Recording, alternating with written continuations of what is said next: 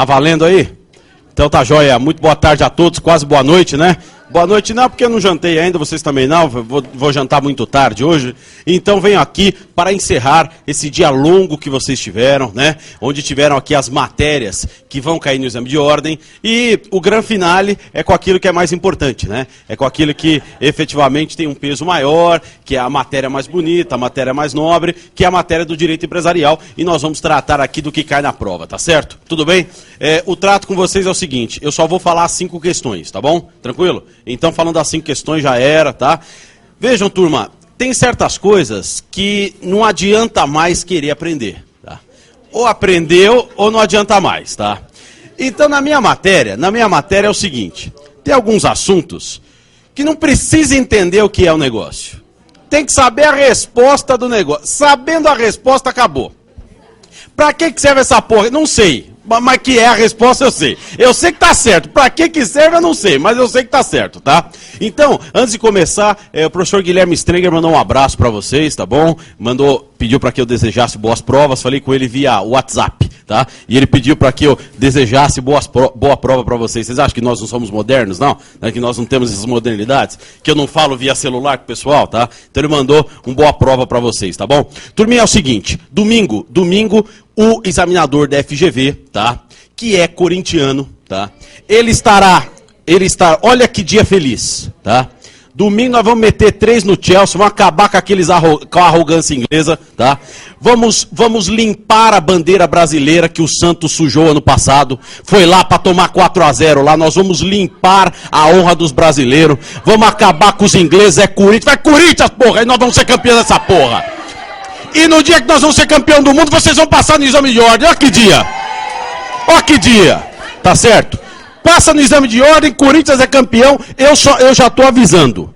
Não, se o Corinthians for campeão, não confiem no gabarito que eu vou passar às 7 horas da noite aqui no curso FMB. Não confia. Estarei etilizado, já estou avisando. Se eu tiver com a voz melhor, é que eu vou estar etilizado. Mereço, tá? Estou esperando há 30 anos essa história, tá?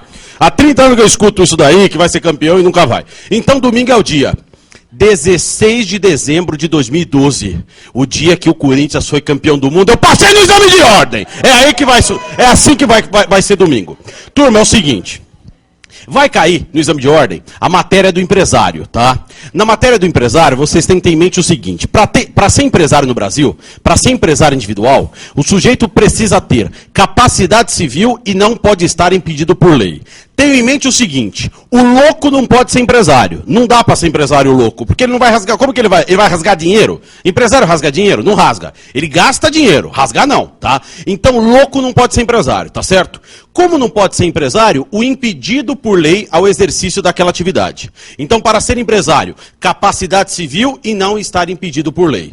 Tá perfeito, Paulo. Tá dizendo lá no exame que o sujeito, mesmo não sendo empresário, tá? Mesmo não podendo ser empresário, praticou o ato de empresário. O exame de ordem, via de regra, ele quer saber na prática a resposta. Ele quer saber se vocês sabem aplicar o direito àquele caso concreto, tá certo? Então veja só, se ele é impedido e pratica ato de empresário, ele vai responder pela obrigação que contrair. Não tem essa história de nulidade, tá? Porque se for declarado o ato dele nulo, quem vai se fuder, ou quem vai se ferrar na história é o credor, tá certo? Tudo bem? Então quem vai, se for declarado nulo, quem vai ser prejudicado será o credor. Então não tem nulidade, o ato é válido, tá certo? Tudo bem? Beleza. Esse empresário individual, a FGV rejeita, rechaça. Quando cai, é de vez em quando e esse aspecto da capacidade. Por quê? A FGV gosta de coisa grande. A FGV gosta de falar de sociedade anônima, tá certo? Então elas gostam dessas coisas. Essa parte do empresário aí, eles dão uma ignoradinha, tá? Mas é importante sabermos que, além desse empresário individual, também tem o EIRELI, o empresário individual com responsabilidade limitada. Muita atenção no EIRELI. Por quê?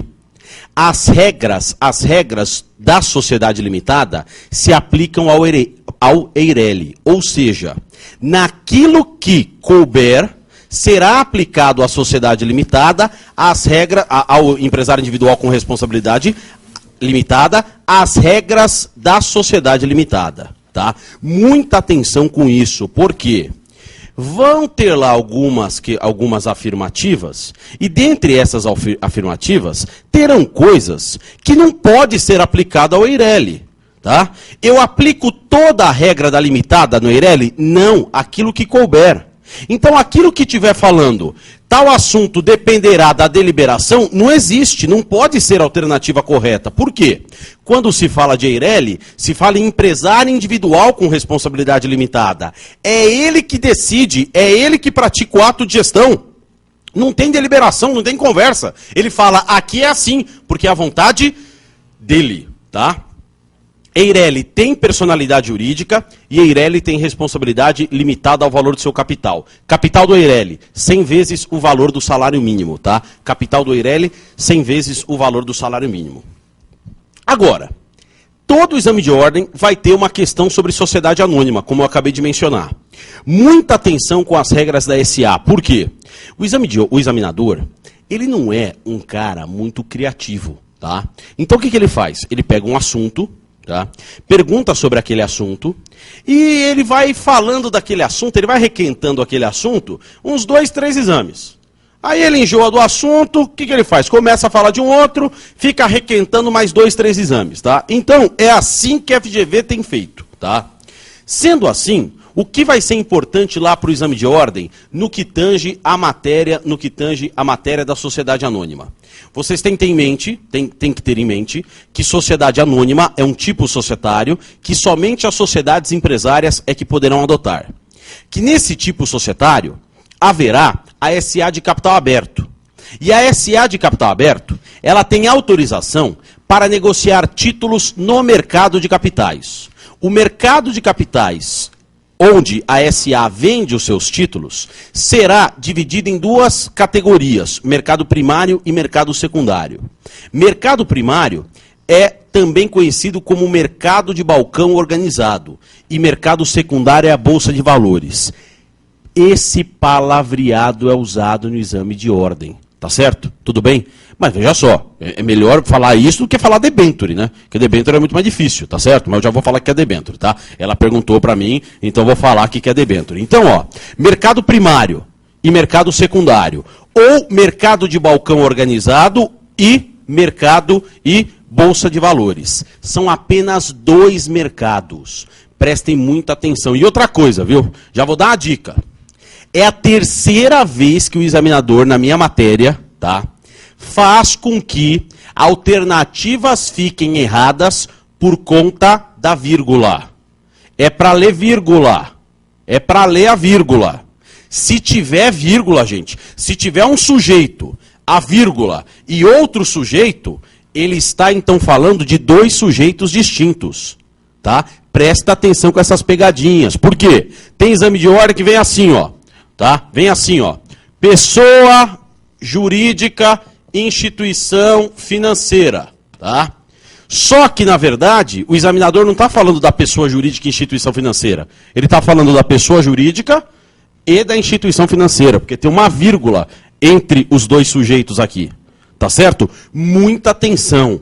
Olha, releia, olha, presta atenção, vê se não tem vírgula. A vírgula deixa a alternativa errada.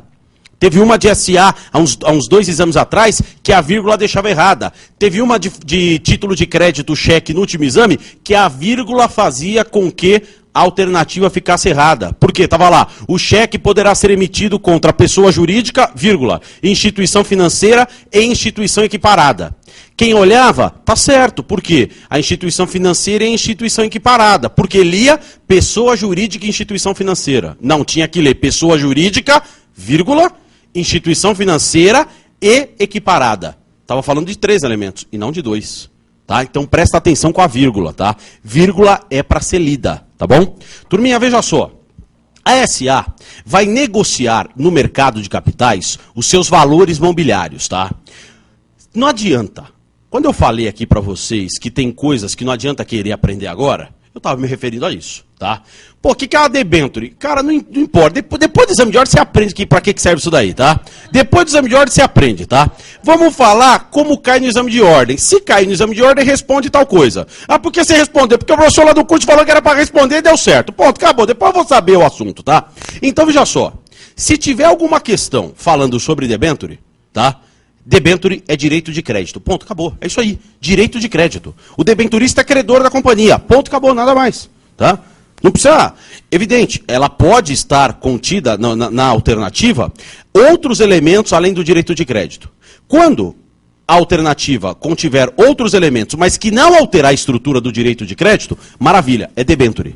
Ah, mas está lá que é direito de crédito de acordo com a escritura de acordo com a escritura de emissão do título. Tá, é a mesma coisa que direito de crédito, só que está floreado, está bonitinho o palavreado, tá? Então, debênture é direito de crédito. Ah, Paulo, mas quer um negócio diferente lá. Quer uma tal de parte beneficiária. Parte beneficiária tem que estar vinculada à palavra eventual, tá certo? Por quê? Porque é um direito de crédito, mas é um direito de crédito eventual. Então, se não tiver eventual no corpo do texto, não pode ser parte beneficiária, tá certo? Um outro detalhe, parte beneficiária não pode ser emitido por SA de capital aberto, só por SA de capital fechado, tá? Então, SA de capital fechado pode emitir um direito de crédito, que é um direito de crédito eventual. Se tiver no texto direito de crédito eventual, é parte beneficiária. Está lá, professor, tem uma alternativa que dizia, assinale a correta. E a correta dizia, e a alternativa que eu assinalei dizia, trata-se de direito de crédito eventual emitido por SAs de capital aberto. Está errado. Por quê? É direito de crédito eventual, mas somente as companhias de capital fechado é que podem emitir a parte beneficiária. Tá certo? Beleza? Tá. Ô Paulo, mas é o seguinte, caiu lá um tal de commercial paper. O que é um commercial paper? Ô turma, não precisa saber. É a mesma coisa que um direito de crédito, mas tem que estar junto à expressão nota promissória. Tá certo? Porque é um direito de crédito com a estrutura de uma nota promissória. Logo, se for direito puro e simples, é debenture. Se for direito de crédito eventual, é parte beneficiária. Se for direito de crédito com estrutura de nota promissória, é commercial paper. Tá certo? Tudo bem? E se falar de uma vantagem para a aquisição de ações, estaremos a tratar do bônus de subscrição. Tá certo? Uma vantagem para que o sujeito venha adquirir ações da companhia. Nada mais do que isso, tá certo? Sabendo essas palavrinhas mágicas, tá lá o exame de ordem, login, debenture, bota lá a senha, direito de crédito. Tá lá exame de ordem, login, parte beneficiária, bota a senha, eventual. O login é commercial paper, bota a senha, nota promissória. O login é bônus de subscrição, bota a senha, direito de preferência. Acabou, é isso aí, tá certo? Aprender, depois a gente aprende esse negócio aí, tá? Turminha, presta muita atenção por quê? No último exame de ordem, tá? Não na primeira fase, na segunda, eles começaram a perguntar muito sobre os órgãos societários da companhia. Até porque teve uma mudança no final de 2011, tá? E é uma mudança substancial que pode auxiliar vocês lá no exame de ordem. Qual é essa mudança? Dentre os órgãos societários da companhia, tem aquele órgão onde os acionistas se reúnem para deliberar assuntos de interesse da companhia, que é chamado de Assembleia Geral. Beleza? Tá. Abaixo da Assembleia Geral, vai ter um órgão chamado Conselho de Administração. Muita atenção com isso. Conselho de Administração, ele é órgão que vai fixar as diretrizes da administração da companhia. Esse conselho será formado por, no mínimo, 3 membros. Muita atenção. Acionistas ou não. Qualquer pessoa poderá integrar o Conselho de Administração. Isso é uma regra que foi mudada ao ano passado. Até o final do ano passado, para ser membro do Conselho de Administração, era obrigatório que o sujeito fosse acionista. Hoje não, tá certo? Pode o membro do Conselho de Administração não ser acionista da companhia. Essa regra perdurou de 76 até 2011 e foi alterada no final do ano passado com entrada em vigor esse ano. Então, muita atenção. O membro do Conselho de Administração, Paulo, precisa ser acionista? Não, não precisa ser acionista. Tá certo? Tem também, mas Conselho de administração, como eu disse, é o órgão que vai deliberar, vai fixar, vai dizer como é a administração. É o órgão dos palpiteiros. Se vocês verificarem, tá, as características do órgão, vocês vão ver que ele só palpita. Ele fala, ó, tem que ser assim, ó, tem que ser assado. Mas quem pratica a gestão é quem? Quem pratica a gestão é a diretoria. É como um jogo de futebol. O Tite marca gol? O Tite diz como que deve o gol ser marcado. Quem marca o gol é o Guerreiro. Quem marca o gol é Emerson Sheik. Está certo? Então, o que o Tite faz? O Tite é o conselheiro. O Tite é o membro do... O Tite é o conselho de administração. Tá certo? E a diretoria da SA é o time do Corinthians. Tá certo? Que dá lucro, que dá alegria, tá? Ah, perdão, eu não poderia esquecer. Eu queria parabenizar ao São... Por isso que eu estou de gravata rosa hoje. Ao São Paulo... Dar parabéns ao São Paulo Futebol Clube, porque não é sempre que se conquista a Série B da Libertadores, né? Então os caras ganharam a Série B da Libertadores, parabéns pra eles, tal, né? Legal, deu pra esquentar os tamborins pro jogo decisivo que é domingo, né? Já deu pro pessoal criar uma expectativa, tal, vamos lá. Agora vamos pro jogo principal, que é o jogo do Corinthians, né? Então parabéns pro São Paulo por ter ganhado a Série B da Libertadores. Vamos lá. Turminha, seguinte... Presta muita atenção. Então, diretoria é o órgão de gestão. Conselho de administração é o órgão que diz como deve ser. Porra, eu não lembro isso daqui no exame de ordem. O Tite é do conselho de administração. Ele diz como é. O Sheik é da diretoria. Ele vai lá e executa. Ele pratica o ato de gestão, tá certo? O Romarinho vai lá e pratica o ato de gestão. Ele é o diretor do negócio. Tá bom? Beleza? Tranquilo? Turma, vai cair no exame de ordem, obrigatoriamente, eu tenho certeza disso, uma questão relativa aos títulos de crédito, tá? E se cair título de crédito, Paulo, o que eu faço? É só acertar, beleza, acabou, é fácil, tá? Só acertar a questão e já era. Turma, muita atenção, por quê? Se cair classificação de título de crédito, vocês têm que ter em mente o seguinte... Todo título é ordem de pagamento, exceto a nota promissória, que é uma promessa. Ó, nota promissória. É ordem de pagamento? Não, é promessa de pagamento, tá certo? Por ser promessa de pagamento, só dois elementos existirão na relação jurídica. Quem emite o título e quem for o beneficiário do título. Diferente de um cheque, que é uma ordem de pagamento. No cheque, eu vou pagar uma obrigação com um cheque. O que eu faço? Dou uma ordem de pagamento ao banco, em virtude de fundos que eu tenho com a instituição, para o banco pagar o meu credor. Maravilha, tem 3 elementos na relação jurídica, certo? Tudo bem? Tranquilo? Então, ó, Paulo dá ordem de pagamento para o banco dele, para que o banco dele pague R$5.000 ao Guilherme Strenger. Perfeito. Então, o Paulo deu ordem para o banco pagar um credor indicado no título. Aí é a ordem de pagamento, tem 3 elementos. Nota promissória não. Sou eu prometendo pagar R$2.000 para a Cristiane. Perfeito. Aí você tem promessa de pagamento, nota promissória, tá bom? O exame de ordem, ele gosta de perguntar sobre os atos cambiários. E nós temos que saber o que são os atos cambiários. Se não souber, a casa caiu, tá? Ato cambiário do endosso. Endosso é a transferência do título. Endosso é transferir. Endossante transfere título para o endossatário. Ponto. Acabou. Tá? Porém, muita atenção. O endossante, ao transferir o título, vira codevedor, coobrigado, devedor indireto. Tá certo? Então, o Paulo se comprometeu em pagar R$2.000 para o Kleber. Através de uma nota promissória. Ótimo. O Kleber transferiu o título para a Cláudia. O Kleber, na qualidade de endossante, transferiu o título para a Cláudia endossatária e o Kleber se vinculou ao pagamento do título como coobrigado. Significa que ele tem que pagar? Não, quem tem que pagar sou eu, que sou o devedor principal. Mas a Cláudia pode vir a exercer o direito de crédito contra ele. Pô, e ele vai ficar sem receber? Ele promove a ação de regresso contra mim. Não tem problema. Perfeito. Paulo, se a Cláudia quiser executar o Kleber, o que ela deve fazer? Se ela quiser executar o Kleber, ela vai ter que contratar uma arma, né? Ela vai ter que comprar uma arma, né? Agora, se ela quiser executar o título em face do Kleber, aí ela contrata um advogado ou advoga em causa própria, concordam, né? Vai executar o Kleber, ela vai para o tribunal do júri, tá? Ela vai responder criminalmente pela execução. Vai executar o título em face do Kleber, ah, beleza, aí é outra coisa, tá? Turma, para cobrar o devedor principal do título, ela não precisa protestar o título. Tá? Agora, se ela quiser cobrar o coobrigado, ela vai precisar obrigatoriamente protestar o título de crédito. Ô Paulo, para que serve o protesto? Para gerar direitos de cobrança contra codevedor. É isso aí. O protesto está lá no exame de ordem que o título foi protestado. Sim, é que para gerar o direito de cobrança contra o cobrigado, o título tem que estar protestado.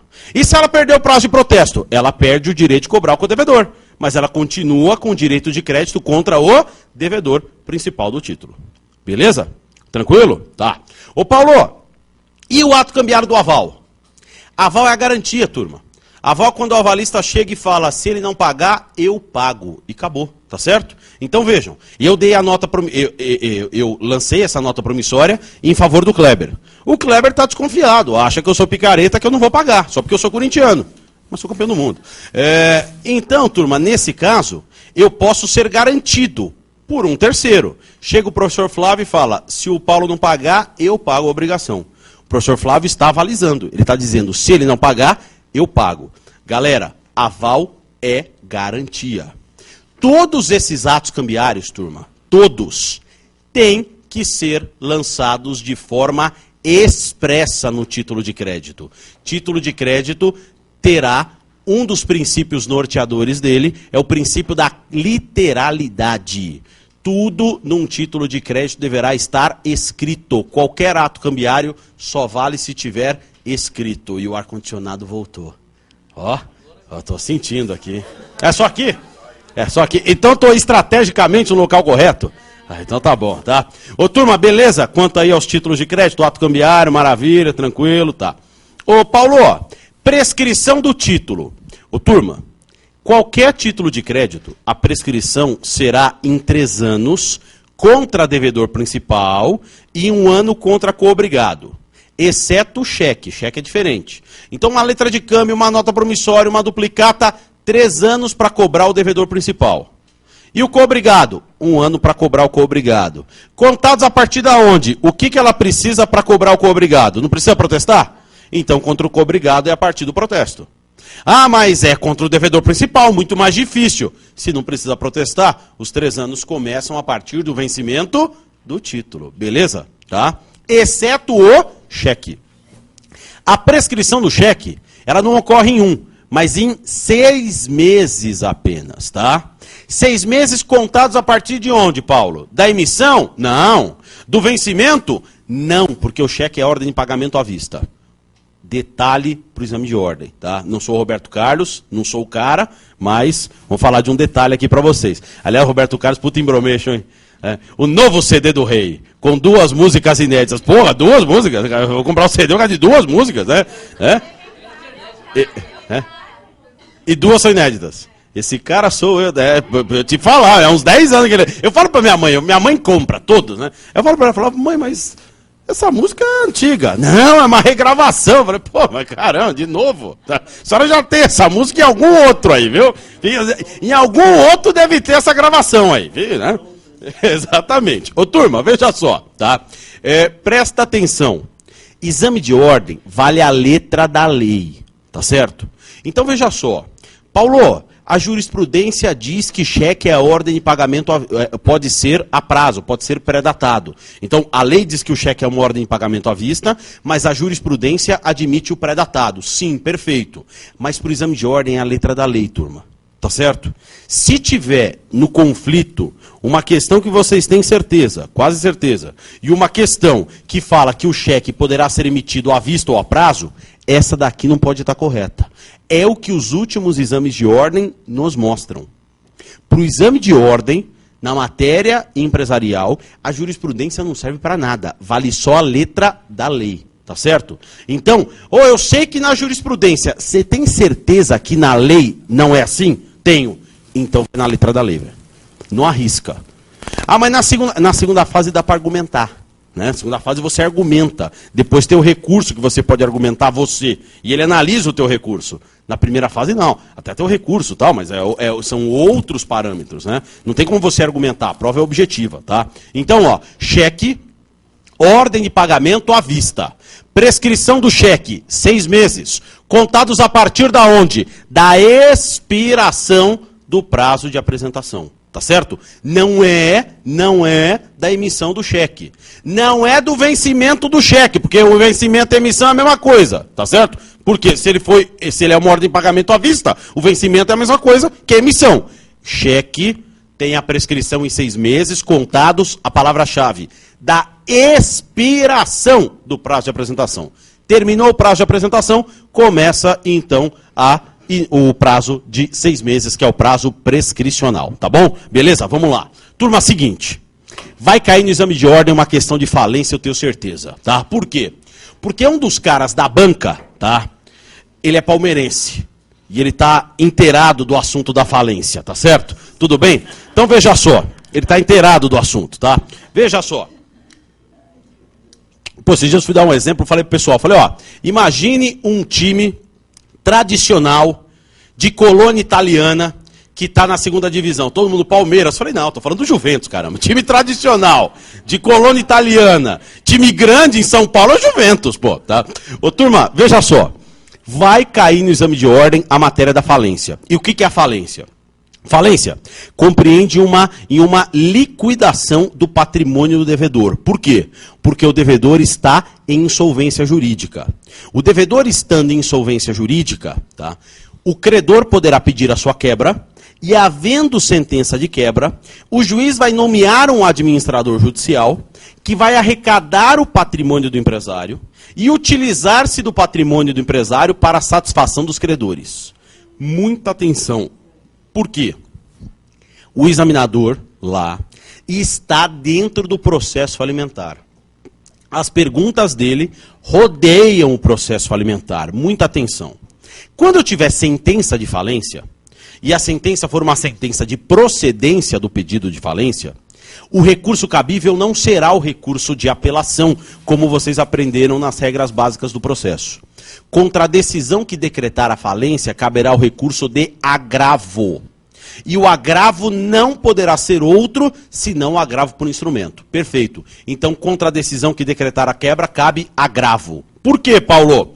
Porque depois da decisão da quebra, nós temos um monte de condutas praticadas dentro de um instituto chamado processo falimentar. Nós teremos a arrecadação de patrimônio do empresário, nós teremos a formação do quadro de credores, tá certo? Se lembrem, prazo para o credor habilitar o crédito, prazo de 15 dias. Prazo para que um credor possa impugnar a relação de credores, 10 dias. Você tem toda a fase de formação do quadro de credores, tá? Venda do patrimônio do empresário para pagamento dos credores. Muita atenção. Por quê? Qual será o primeiro credor a receber? Os credores extraconcursais. Extraconcursais. O que são os credores extraconcursais? Os que estão fora do concurso. Dentro do concurso, bota o trabalhista, bota todo mundo. Fora do concurso, extraconcursal, é só raciocinar. Despesas da massa. Tudo que for de despesa da massa falida é extraconcursal. Honorários do administrador, honorários de perito nomeado, comissão do leiloeiro que vendeu o patrimônio, custas processuais, pagamento de salários relativos a serviços prestados depois da sentença de quebra. Tudo que gerou de despesa à falência é extraconcursal. Depois do extraconcursal é que nós teremos a ordem dos pagamentos concursais. Aí vem aquela ordem lá, trabalhista até 150 salários mínimos por empregado. E depois acidente do trabalho, tá? Junto, né? Acidente do trabalho, tá? Veja só, trabalhista, aquilo que for superior a 150 salários mínimos, será considerado quirografário, comum. Depois vem garantia real. Garantia real recebe até o limite do bem gravado. Aquilo que for superior ao limite do bem gravado, quirografário. Depois da garantia real, vem o fisco, privilégio especial, privilégio geral, quirografário, multas e subordinados, ou subquirografário. O que é o quirografário, Paulo? Quirografário é o credor comum, né? Comum, quirografário, crédito comum. É aquele crédito que não está previsto na lei como sendo dotado de qualquer privilégio, de qualquer garantia. Não tem lá dizendo que ele é trabalhista, não tem nada dizendo que ele tem a garantia de um patrimônio, não tem nada dizendo que ele é privilegiado. Ele é o quê? Ele é comum, ele é igual, tá certo? Tudo bem? Então, crédito quirografário. Turma, muita atenção. Eu disse que contra a sentença de falência caberá agravo. E contra a decisão de improcedência do pedido de falência caberá apelação. Muita atenção com outro detalhe. Existe no processo de falência, o processo de falência é o único processo que, se a sentença for procedente, depois vai ter outra sentença ainda. Tem sentença contra a decisão que decretar a falência, agravo. Isso.